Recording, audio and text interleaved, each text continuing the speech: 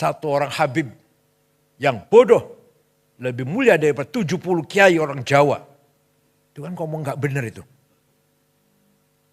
Habib walaupun zina, walaupun minum arak, pasti masuk surga. Ini walhasil mereka ini menganggap diri mereka super. Kiai-kiai Jawa ini yang bukan Habib di bawah mereka. Ini bertentangan dengan Quran dan bertentangan dengan Rasulullah sendiri. Inna akramakum indallahi atqakum. Yang mulia di mata Allah adalah yang paling bertakwa.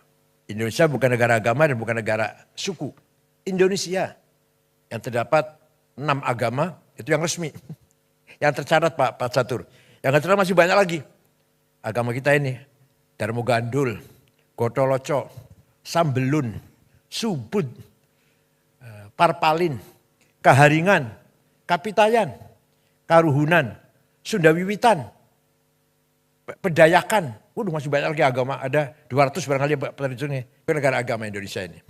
Bukan negara suku, bukan negara Jawa, Sunda, Batak, Dayak, Madura, bukan. Indonesia. Yang di dalamnya ratusan suku. Berapa? 400 ya? Lebih suku ya? 400 lebih suku dan 1000 lebih.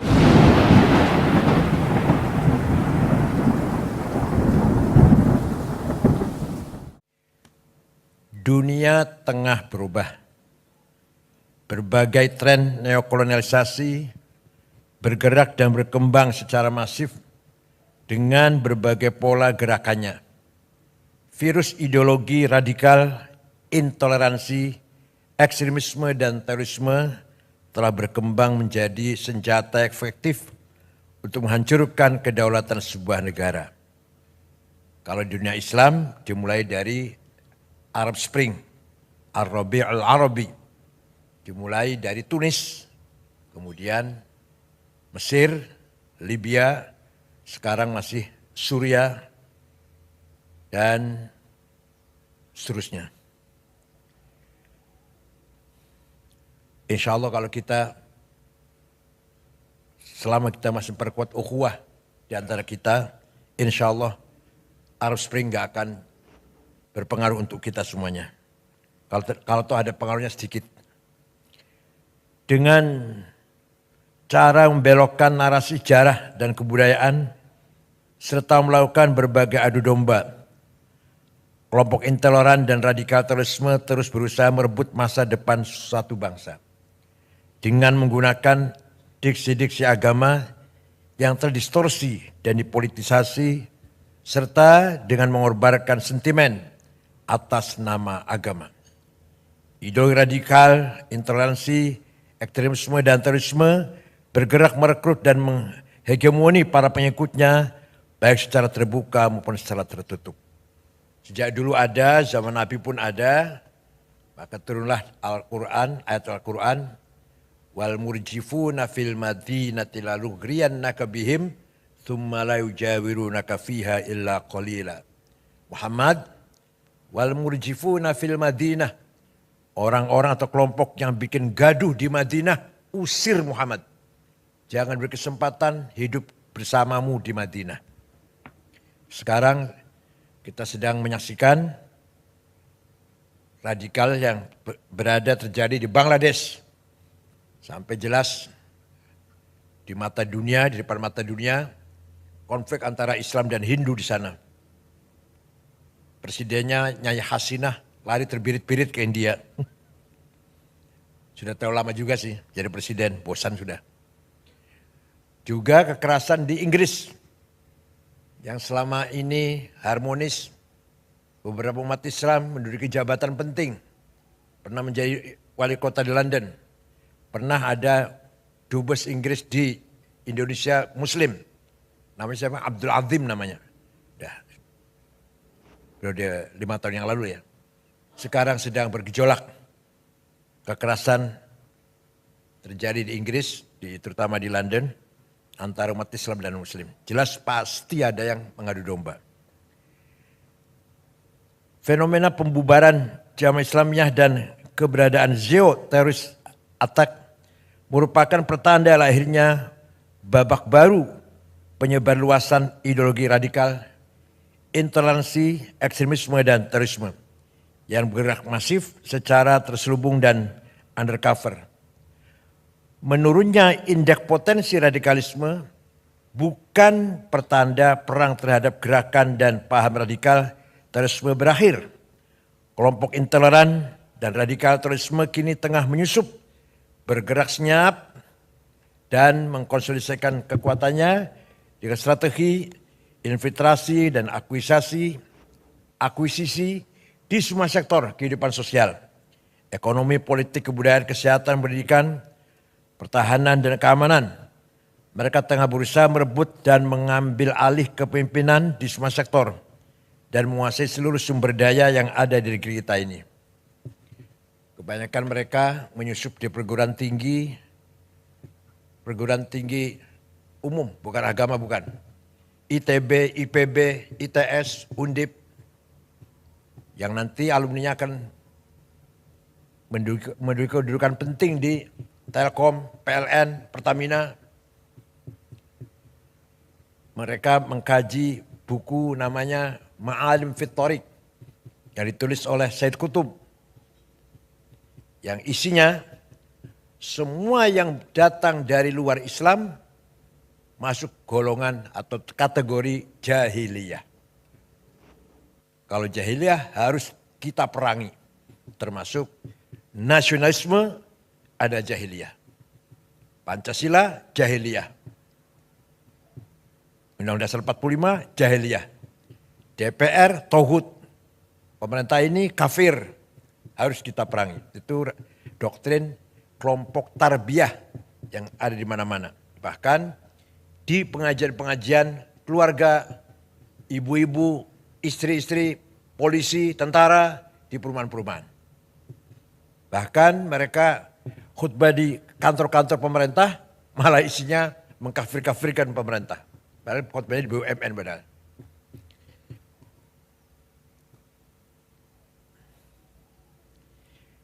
Para penyelenggara negara, aparat penegak hukum dan khususnya BNPT harus lebih waspada dan melakukan screening secara lebih detail terhadap sel-sel intoleransi dan sel-sel radikal terorisme yang lebih luas di ruang publik. Karena sel-sel tersebut tidak lagi menunjukkan tampang garang dan bergerak secara sembunyi-sembunyi, tetapi dengan terang benderang mereka bergerak menggunakan berbagai identitas dan cover, baik sebagai politisi, polisi, tentara, pebisnis, pendidik, agamawan, atau profesi lainnya. Di kelompok polisi ada namanya polisi as-sunnah. Harus kita awasi lah kita. Alhamdulillah hadir tengah-tengah kita Bapak Dr. Sony Haribowo ya Pak ya. Ini ahli cyber security, terutama di bidang jasa keuangan, perbankan, domisili di New York, kebetulan lagi pulang Indonesia. Dan aktif di SAS Center, beliau sebagai Dewan Pakar. Terima kasih atas kedatangannya. Ada Pak, dari SAS Center ada Pak Singgih, ada Pak Gus Gofur, Mas Pungki, satu lagi apa Mas Pungki? Pak Dwi. Mas Pungki ini dulu wartawan, apa sekarang masih wartawan juga?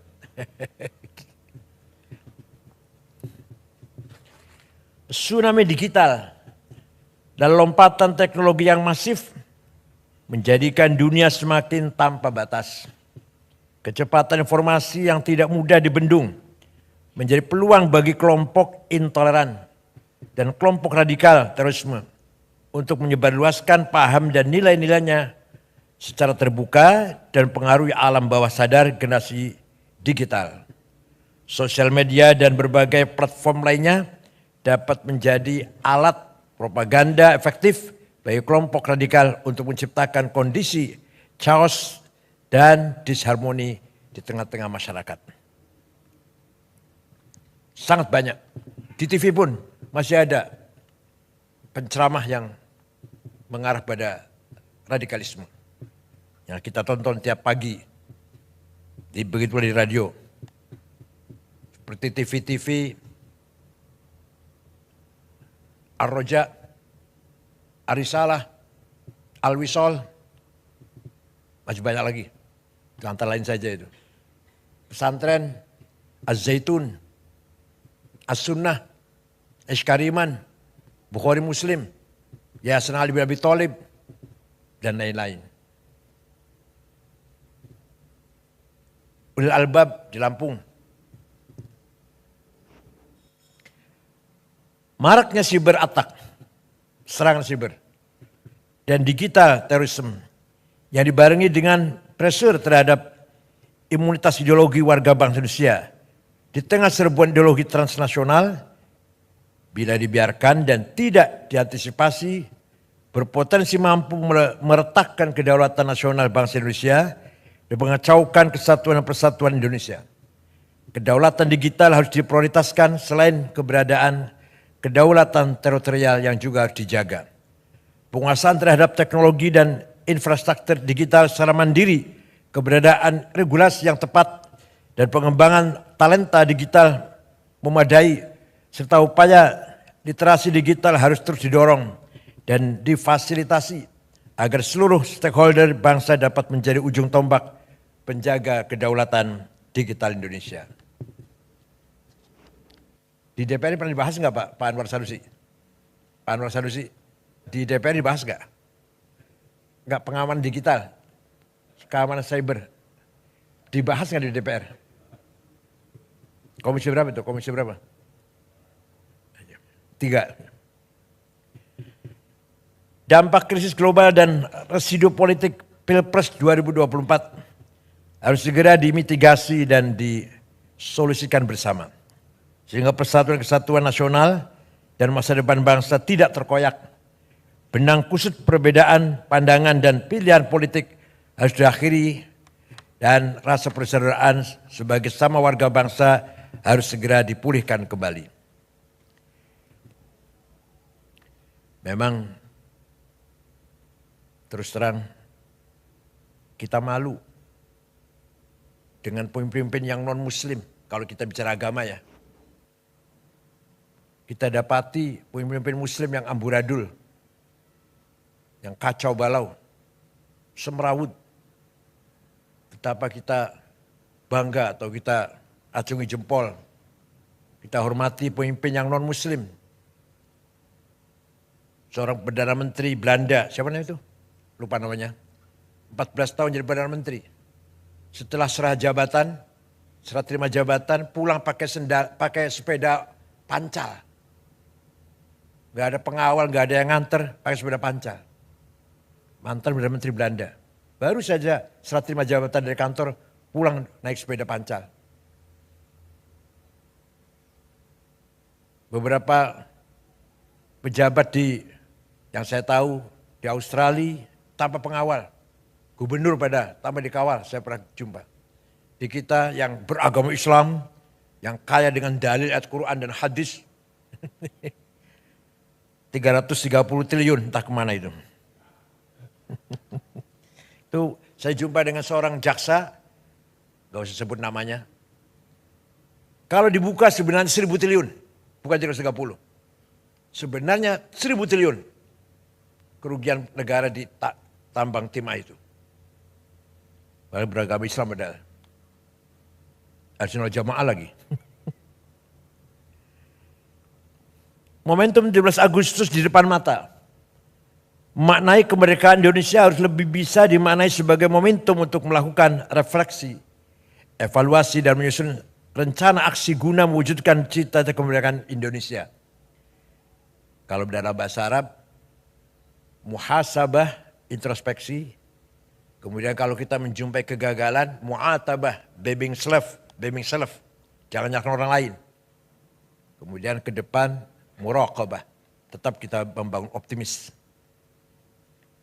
17 Agustus adalah momentum mensyukuri nikmat kemerdekaan dengan mengisinya, meningkatkan pelayanan dan pemihakan terhadap nasib dan masa depan rakyat Indonesia. Bukan sekedar perayaan pesta pora yang menghabiskan 87 miliar.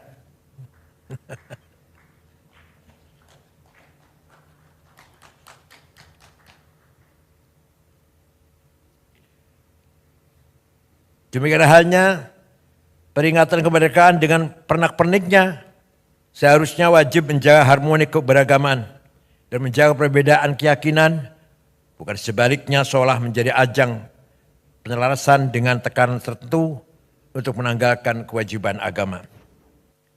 Di sini dibutuhkan kelompok yang betul-betul mengawal moral bangsa,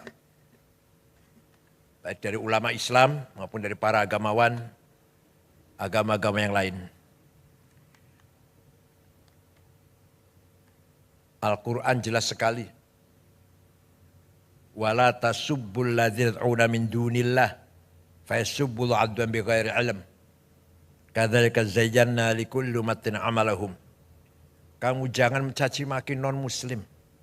Jangan mencaci maki orang yang tidak menyembah Allah. Jelas sekali Quran itu. Karena masing-masing kelompok umat mempunyai kebanggaannya masing-masing. Tidak boleh kita saling mencaci maki, harus kita hormati. Wala tasubbul ladzina yad'una min dunillah. Jangan menghina orang yang tidak menyembah Allah. Bapak sekalian, kelompok intoleran dan kelompok radikal terorisme hingga kini masih seringkali memanfaatkan rumah-rumah ibadah, majelis-majelis taklim dan pusat-pusat kegiatan keagamaan di lingkungan pemerintahan, BUMN yang masih terlalu longgar untuk menjadi wahana persemaian ideologi dan penyebarluasan gagasan kekerasan dan anti moderasi agama. Karena di Jakarta itu sholat Jumat sangat banyak. Stok khotib kurang. Saya gitu asal mulanya tuh. Jadi khutbah khotib seadanya. Masjid banyak, kantor-kantor Jumatan. Masjid-masjid di masyarakat sangat banyak. Yang mampu khutbah kekurangan. Jadi stok khotib yang kurang. Akhirnya seadanya khotib. Asal bisa ngomong. Maka naiklah ke panggung-panggung khutbah Jumat. Orang-orang yang tidak layak, tidak pantas menyampaikan dakwah Islam dengan sebenarnya. Dalam khutbah mencaci maki, tidak sah itu khutbahnya. Kalau ukuran kitab Fathul Mu'in, Fathul Qarib nggak sah. Nyebut nama aja nggak sah. Kalau khutbah mencaci maki orang, dengan menyebut nama, sudah tidak sah itu.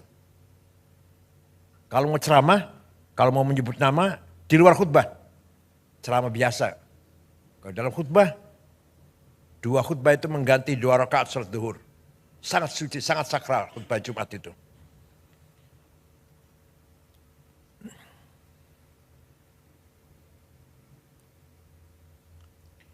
Rumah-rumah ibadah, majelis taklim dan pusat kegiatan keagamaan yang telah berhasil dikuasai oleh kelompok intoleran seringkali berubah fungsi dari yang seharusnya menjadi pusat ketaatan dan pusat peradaban yang menyebarluaskan kasih sayang, kemanusiaan dan menggerakkan kemajuan berubah menjadi pusat penyebarluasan kebencian, kekerasan, konflik dan perpecahan. Kalau di Indonesia memang yang banyak berbuat begini yang orang Islam. Kalau di negara yang mayoritasnya Katolik, orang Katolik. Kalau di Indonesia kalau mayoritas orang Islam, copetnya orang Islam, yang korupsi orang Islam. Kalau di Filipina ya orang Katolik. Kalau di India ya orang Hindu. Kalau di Cina misalkan, ya Buddha. Kalau di Banyuwangi copetnya orang mana? Ada di Bali copetnya orang mana? Orang Banyuwangi sih, Islam juga. Kalau di Amerika, Protestan Pak ya? Copetnya Protestan. Kalau di Indonesia mayoritas Islam, maka bajingannya juga orang Islam. Rasulullah SAW juga jauh-jauh hari telah mengingatkan kita semuanya agar jangan sampai rumah-rumah ibadah beralih fungsi menjadi fungsi yang sia-sia atau bahkan berfungsi destruktif bagi masyarakat, bangsa dan negara. Ya'ti 'alan nas zamanun yahlifuna fi masajidihim wa laysa humumuhum illa dunya. Nanti dia akan datang, akan kita lihat ada sekelompok umat Islam rajin ke masjid, tapi sebenarnya tujuan mereka bukan agama. Urusan dunia, politik, harta atau lain-lain. Bukan untuk ibadah. Sudah ada hadisnya itu. Fala tujalisum. Jangan kamu pergauli mereka itu. Rawahu Al-Hakim.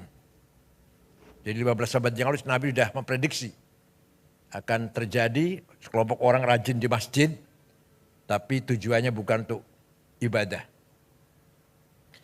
Virus ideologi radikal intoleransi yang bergerak masif secara terselubung dan undercover harus diberantas tuntas. Imunitas ideologi harus diperkuat, konsensus nasional, spirit kebinekaan, dan spirit cinta tanah air harus terus dijaga dan dikonsolidasikan. Di Mesir, Ikhwan Muslimun radikal mencoba kudeta terhadap Presiden Jamal Nasir tahun 65. Gagal, pemimpinnya digantung, Said Qutb, Ashmawi, Zaki Muhandis, Umar Tilimsani, Hussein Hudaybi, digantung di Medan Tahrir, Tahrir Square. Ikhwan dilarang, tapi muncul lebih radikal lagi. Jamaah Takfir wal Hijrah tahun 69. Dibentuk oleh seorang bernama Syukri Ahmad Mustafa yang mengkafirkan seluruh orang. Semua orang kafir, termasuk Grand Sheikh Al-Azhar. Itu yang membunuh Presiden Muhammad Anwar Sadat tahun 81, membunuh Menteri Wakaf Haji dan Wakaf Husain Al-Zahabi, membunuh wartawan senior Yusuf Sibai. Kemudian Husni Mubarak memberangus mereka. Ternyata tidak habis, nggak bisa habis. Kemudian mereka sembunyi di gurun-gurun Sinai, antara lain namanya Ayman Al-Zawahiri. Kemudian pergi ke Afghanistan, jumpa dengan Usama bin Laden dari Saudi, bergabung jadi satu mendirikan Al-Qaeda. Dari Mesir namanya Ayman Al-Zawahiri. Kalau ISIS didirikan oleh seorang remaja umur 22 tahun dari Jordan namanya Mus'ab Zarqawi. Yang jelas 1000% made in Tel Aviv. Kalau ISIS. Kalau Al-Qaeda enggak, bukan made in Tel Aviv. Al-Qaeda made in Afghanistan. Kalau ISIS, Mus'ab Zarqawi memang domisili di Tel Aviv, anak Jordan. Kemudian terbunuh, diganti diteruskan oleh Abu Bakar Al-Baghdadi. Yang nama aslinya Awad bin Ibrahim Al-Badri. Sudah terbunuh juga sudah. Rasulullah juga bersabda pula, "Sakhruju min did hadzal rajul qaumun yatlul Al-Qur'an wa la yajawizu halaqi ma hum syarh khalqa wal khaliqah." Akan muncul dari umatku orang yang membaca Quran tapi tidak melewati tenggorokannya, artinya tidak paham. Letterlek, hitam putih. Mereka adalah syarh khalqi, sejelek-jelek manusia, wal khaliqah, bahkan lebih jelek daripada binatang. Lastu minhum wa laysu minna. Saya tidak termasuk mereka, mereka tidak termasuk golonganku. Rawahu Muslim. Melalui momentum izinkan LPI dan LPOK mengajak semua pihak dan mengundang semua tim pemerintahan yang baru untuk bersama-sama menyusun roadmap pembangunan Indonesia yang melibatkan seluruh stakeholder bangsa dan membangun konsensus nasional untuk masa depan Indonesia yang lebih baik. Agar ke depan Blue-Book pembangunan bukan hanya menjadi domain penyelenggaraan negara, tapi menjadi domain semua pihak untuk kemajuan bersama. LPOI, LPOK siap menjadi konsolidator diplomasi dunia Islam di kancah internasional, sekaligus menjadi orkestrator harmoni pembangunan nasional untuk kebaikan bersama. Akhirnya soliditas dan sinergitas seluruh stakeholder bangsa, state, private sector, pers, akademi, dan civil society untuk memajukan kehidupan kebangsaan Indonesia harus terus disegerakan agar melahirkan irama indah dan gerakan yang harmonis bagi masa depan Indonesia yang lebih baik. Itulah yang dinamakan Madinah. Nabi Muhammad tidak pernah mendeklarkan negara agama, negara Islam, enggak pernah. Tidak pernah mendeklarkan negara Arab, negara Madinah yang di dalamnya Muslim dan non-Muslim, Arab dan non-Arab, yang Islam pendatang dan pribumi, diberlakukan sama hak dan kewajibannya. Maka negara yang dibangun Nabi Muhammad adalah Madinah, bukan negara Islam, bukan negara Arab. Seperti Indonesia. Indonesia bukan negara agama dan bukan negara suku. Indonesia yang terdapat 6 agama itu yang resmi. Yang tercatat Pak Catur. Yang tercatat masih banyak lagi. Agama kita ini. Indonesia bukan negara agama dan bukan negara suku.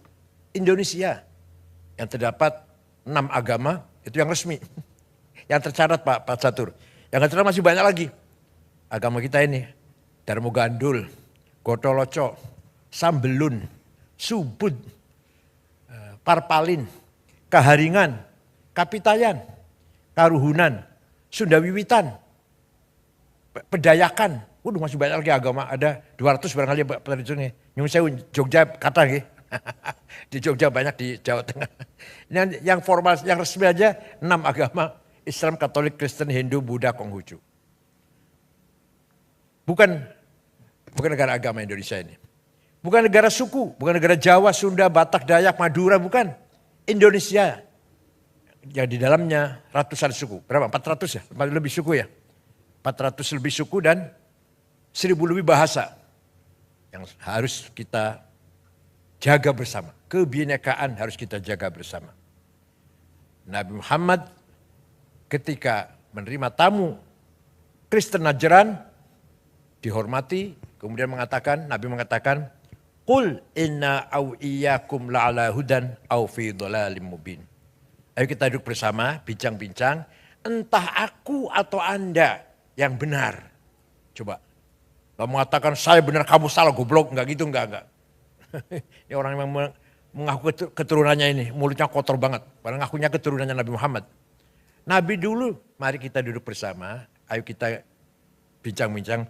Inna kami au iyakum atau Anda, atau inna au iyakum, kami atau Anda, la'ala hudan, yang benar, au fi dhalalim bin, atau yang tidak benar. Ayo kita ngomong-ngomong. Itulah sikap Nabi Muhammad ketika menerima tamu Nasrani Najran.